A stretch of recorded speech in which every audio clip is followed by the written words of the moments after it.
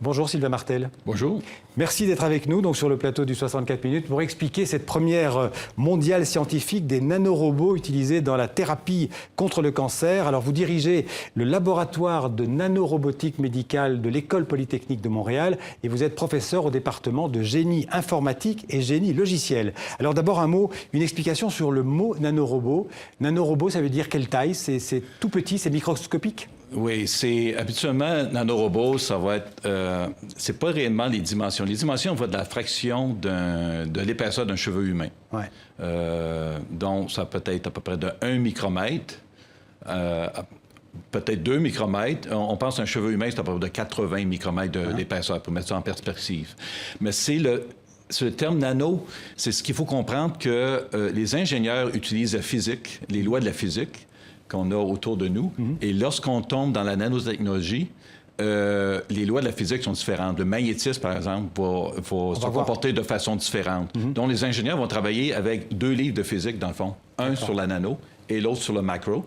Et là, ça va donner plus de possibilités. Et on va voir que le champ magnétique, c'est très important dans la thérapie que vous avez mis au point. Pour planter le décor et pour comprendre ce que vous avez réalisé avec votre équipe à Montréal, je vous propose de regarder ensemble ce reportage tourné dans votre laboratoire par notre correspondante au Canada, Catherine François.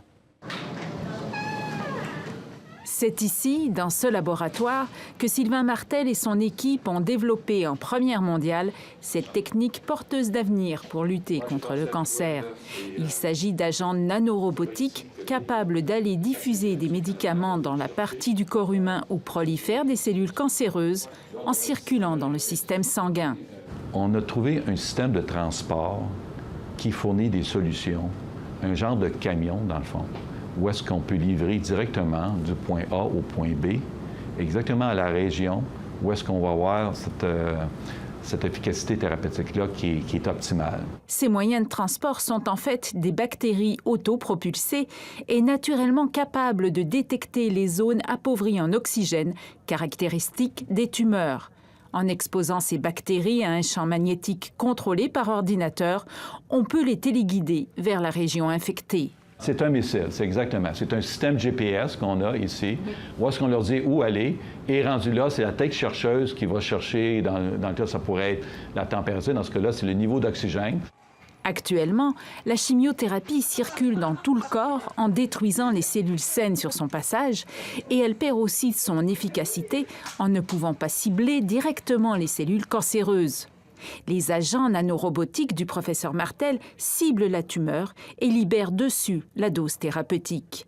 Les tests effectués sur des souris sur lesquelles ont été injectées des tumeurs colorectales ont été concluants. Des résultats salués par la communauté scientifique dans le monde entier. Le professeur Martel espère maintenant obtenir le financement nécessaire pour procéder aux essais cliniques sur des primates. Après quoi, on passera aux essais sur des patients humains. Donc, des ingénieurs, des scientifiques et des médecins qui sont extrêmement motivés. Nous, on est prêts à le faire le plus tôt possible. On a les protocoles prêts. Ça fait des années qu'on travaille ensemble. On est prêts à y aller. On attend le feu vert. Dès qu'on a le feu vert, il y a des patients sur la liste d'attente. Le professeur Martel est un visionnaire. Il croit que cette découverte peut aussi ouvrir la porte au développement de thérapies pour d'autres maladies, comme le Parkinson ou l'Alzheimer. Alors, on va revenir avec vous sur cette découverte, sur ce travail qui a mis, je crois, 15 ans de recherche. 15 ans, oui. Ouais. 15 ans de plein d'obstacles et de mal de tête, qu'on pourrait dire. Oui, de recherche interdisciplinaire. Ça veut dire que vous travaillez des équipes avec des métiers, des professions différentes. Oui, exactement. Je pense que c'est une des difficultés. C'est vraiment interdisciplinaire. On travaille avec toutes sortes de disciplines. Pour donner une idée, dans ce test-là, il y avait 19 disciplines complètement différentes. Ce qui est difficile, c'est de parler le même langage, essayer de poser les bonnes questions, d'en connaître assez pour voir toutes les possibilités. Alors, pour résumer, votre idée, c'était de diriger le nanomédicament grâce à un champ magnétique et le cibler la zone à atteindre grâce, dites-moi si je me trompe, à la concentration d'oxygène dans la cellule. Oui, ce qu'il faut comprendre dans la chimiothérapie, livraison de médicaments, c'est que le médicament est livré de façon systémique. On dit ça suit le courant sanguin, qui est un réseau de tout près de 100 000 km de réseau sanguin. Ça, on a 100 000 km de réseau sanguin dans notre corps. Oui, dans un adulte. Si on compte toutes les capillaires, ça, c'est 2,5 fois la circonférence de la Terre à l'équateur. Donc, le médicament va partout, se perd, et seulement une petite quantité, peut-être 1 à 2 qui se rend près de la tumeur. Et votre technique permet que le médicament aille à l'endroit où il faut. Exactement, du point A au point B.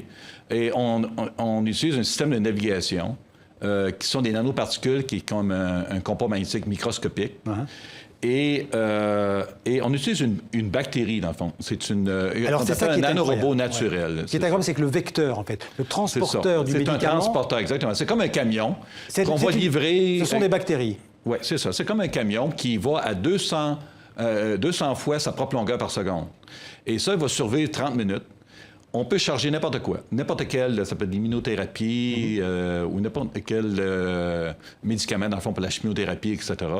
Et on utilise une plateforme spéciale. Ces bactéries-là, il faut comprendre que si on les injecte dans le corps humain, ils font absolument rien. On a une plateforme spéciale, un ordinateur qui contrôle le champ magnétique, où est-ce qu'ils vont se comporter exactement comme les nanorobots artificiels de la vision du futur, dans le fond. Parce qu'ils ont un système de navigation, un système de propulsion, et lorsqu'ils vont arriver vers la tumeur, il faut comprendre que la tumeur a une pression interstitielle qu'on appelle, il y a une pression, ce qui empêche le médicament d'aller profondément dans les zones, d'entrer dans la cellule. De rentrer dans de rentrer plus profondément. C'est comme si vous avez une chaloupe, vous chargez un médicament, et vous allez au milieu du lac, mais il n'y a pas de courant, parce que le lac, il n'y a pas de... Je veux dire, il n'y a aucun courant. Et là qu'est-ce qu'on fait, c'est que... Le courant, c'est le champ magnétique? Non, c'est le champ magnétique, c'est le système GPS, le système de navigation. Il y a des moteurs moléculaires qui le propulsent, qui s'en va, on leur donne de flexibilité qui va autour des obstacles. Et lorsqu'ils arrivent à l'intérieur de la tumeur, là, on switch, on enlève le champ magnétique et là, on se fie au senseur d'oxygène interne de la bactérie qui va chercher un peu comme une tête chercheuse. Et là, qui va avoir le taux d'oxygène qui est très élevé vers un taux d'oxygène qui est très, très bas et qui va arrêter à peu près à 0,5 % d'oxygène qui correspond aux ondes des tumeurs, des cellules cancéreuses actives. On pourrait dire que moins il y a d'oxygène, plus ça révèle la présence de tumeurs cancéreuses. Exactement. Toutes les tumeurs cancéreuses, lorsqu'elles se multiplient rapidement, vont consommer de l'oxygène. Ils ont tout ça en commun.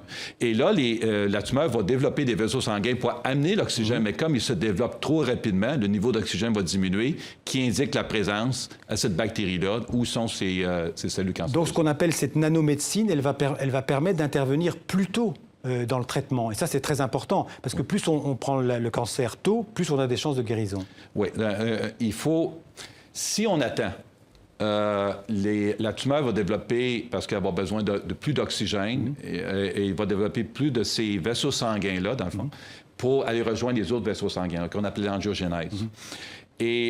Mais plus qu'on attend, plus qu'il va y avoir de portes d'entrée pour ces nanorobots naturels-là pour aller pénétrer à l'intérieur. Mais si on attend trop, bien là, c'est les métastases. Ils risquent de se propager partout. Fait qu'il y a une fenêtre d'opportunité. Et plus on cible avec précision aussi, moins il y aura d'effets secondaires, ce qui est très important. Ah oui, ça, c'est exponentiel. C'est un peu la même chose pour la guerre, par exemple. Lorsqu'on a des missiles téléguidés, on sait que plus qu'on est près de la cible... Il y a moins de dégâts collatéraux. Il y a moins de dommages collatéraux. C'est exactement la même chose. Parce que présentement, la façon qu'on traite les patients, c'est un peu comme la Deuxième Guerre mondiale. On bombarde partout. Là. Plus qu'on est prêt, plus que ça va augmenter de façon exponentielle l'efficacité thérapeutique. Alors, on l'a dit dans le sujet, vous avez commencé à faire des expériences sur les souris, je pense. Oui, sur les souris. À quand l'application sur l'homme? OK. On a fait c'était un cancer colorectal humain, dans le fond, qui était sur des souris, qu'on a injecté, qu'on a démontré que ça fonctionnait.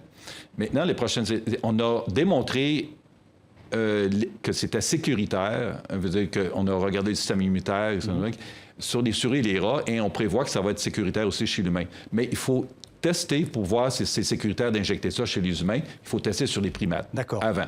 Donc, sur des singes, et puis on passera à l'homme. Est-ce que vous pouvez nous donner un délai? Je sais que vous n'avez pas envie de vous fixer un temps trop précis, mais quand même, est-ce qu'on peut laisser espérer aux gens, ça, dans 2 ans, 5 ans, 10 ans? Ouais, on espère à l'intérieur de 3 ans. Notre équipe est prête. On a des médecins qui sont motivés aussi. On a des plateformes. On a démontré que ça fonctionnait. Maintenant, il faut juste démontrer que c'est sécuritaire. Et là, dès qu'on a le feu vert des organisations là-dessus, ben, on y va aussitôt que possible. Alors, on a parlé des cancers. Ça peut aussi s'appliquer, par exemple, pour les tumeurs cérébrales dans le cerveau?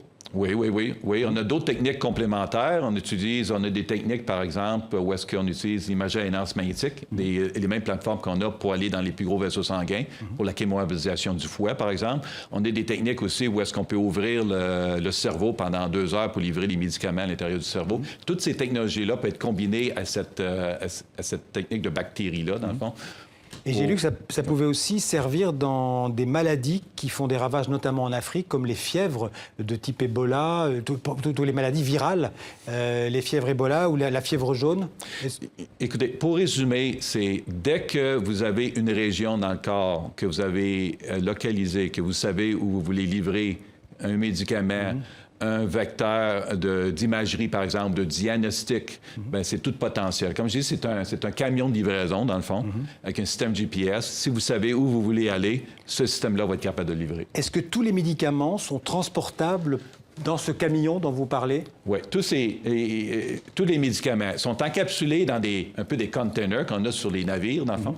On en a 70. On peut encapsuler n'importe quoi, dans le fond, n'importe quel type de molécule et l'attacher. C'est un petit peu de biochimie. C'est sûr qu'on ne fait pas ça en une journée ou deux. On parle de quelques mois. Mais on pourrait l'adapter aussi pour livrer à peu près n'importe quel médicament. En quelques mots, professeur Martel, vous diriez que ce que vous avez fait, c'est une vraie révolution. C'est l'équivalent de la pénicilline ou des antibiotiques? On croit ça va révolutionner parce qu'il faut comprendre que je voyage beaucoup à travers le monde et il y a beaucoup de laboratoires qui développent des médicaments qui sont très efficaces. Malheureusement, ils ne vont pas au bon endroit. On croit que cette technologie-là va vraiment aider dans ce domaine-là. Merci beaucoup, Sylvain Martel, d'être venu nous expliquer ça sur le plateau du 64 minutes. Merci beaucoup. Plaisir.